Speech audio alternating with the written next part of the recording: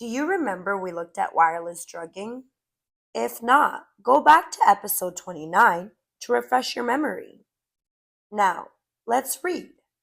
Wireless on-demand drug delivery. Wireless on-demand drug delivery systems exploit exogenous stimuli, acoustic waves, electric fields, magnetic fields, and electromagnetic radiation to trigger drug carriers. The approach allows drugs to be delivered with controlled release profiles and minimal off-target effects. Recent advances in electronics and materials engineering have led to the development of sophisticated systems designed for specific applications. Here we review the development of wireless on-demand drug delivery systems.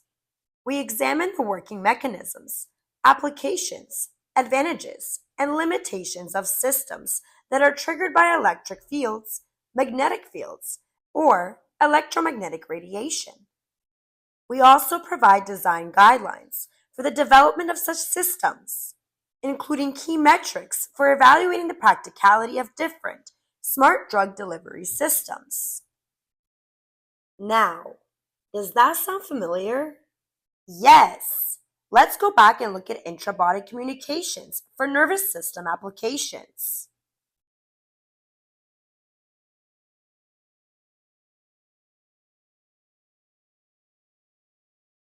And right here, where it says ultrasounds, what does it say? Ultrasounds are acoustic waves. We read this in the previous episode. Intra-body ultrasonic technologies was proved to be a possible approach for body area network communications, while also allowing to both send recorded neural data, i.e., using ultrasound to perform data transmission, and do harvesting, i.e., transfer power by means of ultrasound.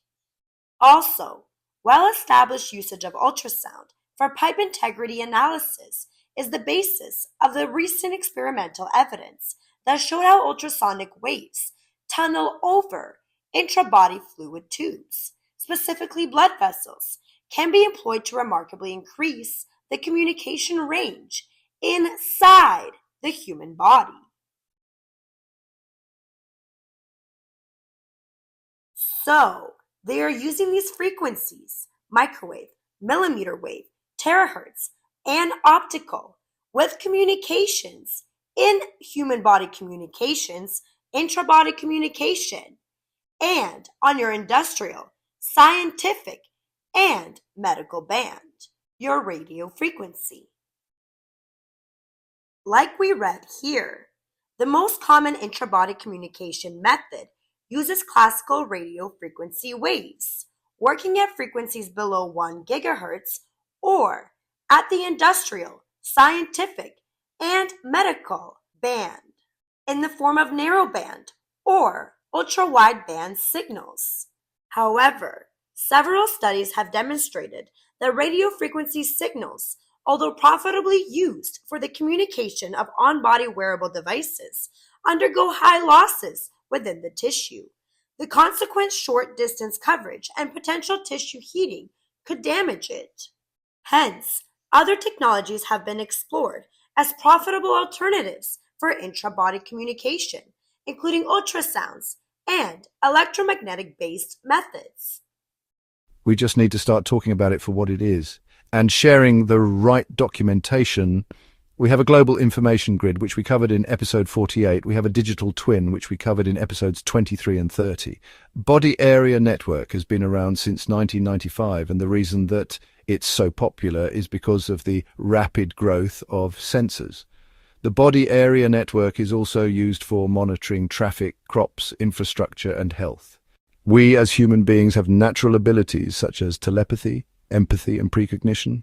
We have thousands of years of history that proves this, but what's happened is they got all these people routing all this electrical signal in and out of our bodies. They got people recording people's neurons for the past 30 to 40 years and just not saying anything.